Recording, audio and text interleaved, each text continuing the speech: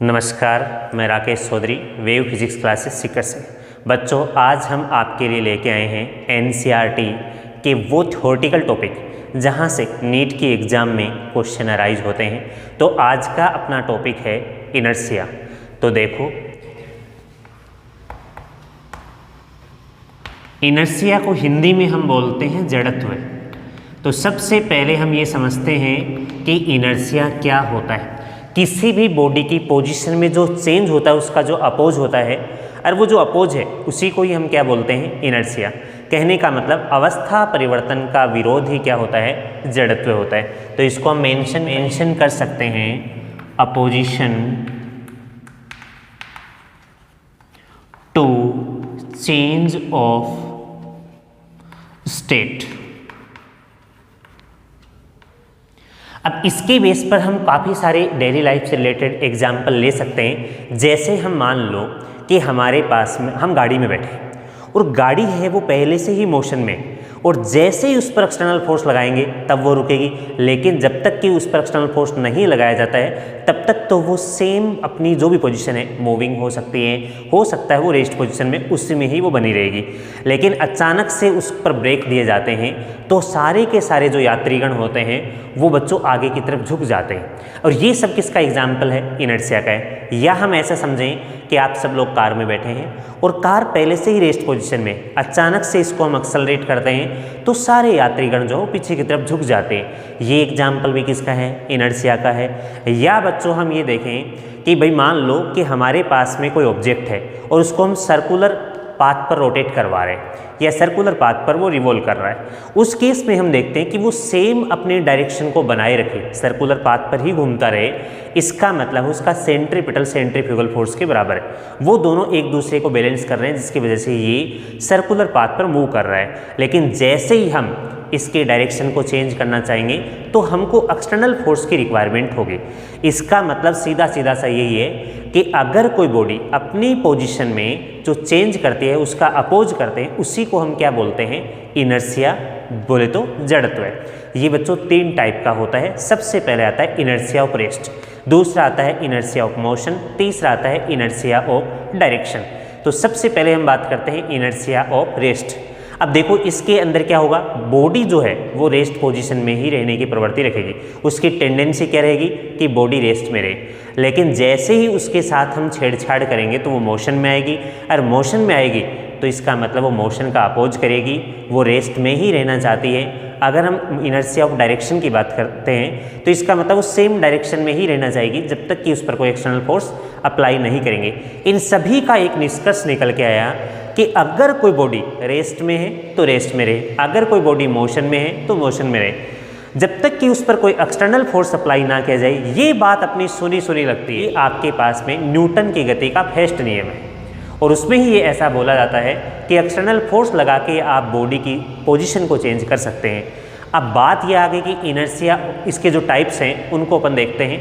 तो देखो भाई, अगर हम बात करते हैं टाइप्स की तो सबसे पहले हम बोलेंगे इनर्शिया ऑफ रेस्ट। उसके बाद में बच्चों आता है इनर्शिया ऑफ मोशन, और उसके बाद में आता है inertia of direction. Inertia of direction. अगर बच्चों हम बात करते हैं इनर्शिया ऑफ रेस्ट की तो ऑब्जेक्ट है वो रेस्ट पोजीशन में ही रहना चाहेगा। अगर मैं बात करता हूँ इनर्शिया ऑफ मोशन की तो वो मोशन में ही रहना चाहेगा। इनर्शिया ऑफ डायरेक्शन की बात करेंगे तो जो जिस डायरेक्शन में मूव कर रहा है उसी डायरेक्शन में बने रहने की टेंडेंसी इसके पास में है।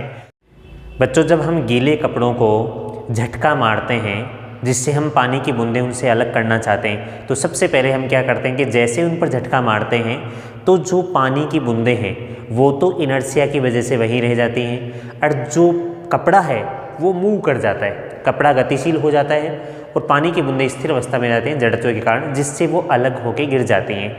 ऐसे ही हम पेड़ से फल की बात करें तो जब हम पेड़ को हिलाते हैं, किसको हिलाते हैं, पेड़ को, तो पेड़ को हिलाएंगे तो जो फल है वो तो इनर्शिया की वजह से रेस्ट में रह जाएगा, लेकिन जो पेड़ के ब्रांच या टहनियाँ जो शाखाएं हैं वो गति में आ जाएंगी और वो गतिशील हो गई और फल आपका रेस्ट में आ गया, जिसकी वजह से फल है वो टूटकर नीचे गिर जाते हैं। ऐसे ही कंबल या चादर से डस्ट पार्टिकल को हम अलग करना चाहें तो हम जो आपके पास में कंबल है उसको झटका मारते हैं, जिससे क्या होता है डस्ट पार्टिकल या धूल के कण हैं वो जड़त्व के कारण विराम अवस्था में ही रहते हैं, वो रेस्ट में रहते हैं, और जो आपके चादर है वो मूव कर जाती है, वो गतिशील अवस्था में आ जाती है, जिसकी वजह से वो अलग होकर नीचे की तरफ गिर जाते हैं।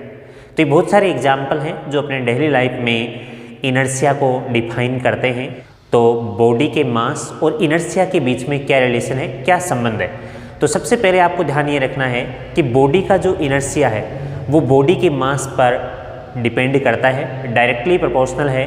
तो आपको नोट में मेंशन करना है कि भाई जो हमारे पास में इनर्शिया आ रहा है वो बच्चों डायरेक्टली प्रोपोर्शनल है मास के। इस चीज़ को थोड़ा सा आप ऐसे समझो कि अगर मान लो हम किसी भी बॉडी पर का मास ज़्यादा है तो इनर्शिया भी ज़्यादा होगा। जैसे साइकिल है और एक ट्रक है, अगर हम साइकिल रेस्ट में है और उसको हम मूविंग कंडीशन में लेके आते हैं, उसको हम मूव करवाते हैं तो हमको कम एफर्ट की ज़रूरत होती है। लेकिन बच्चों अगर हम ट्रक को मूव करवाते हैं या चलते हुए ट्रक को हम रोकते हैं तो हमको ज़्यादा फोर्स की रिक्वायरमेंट होती है।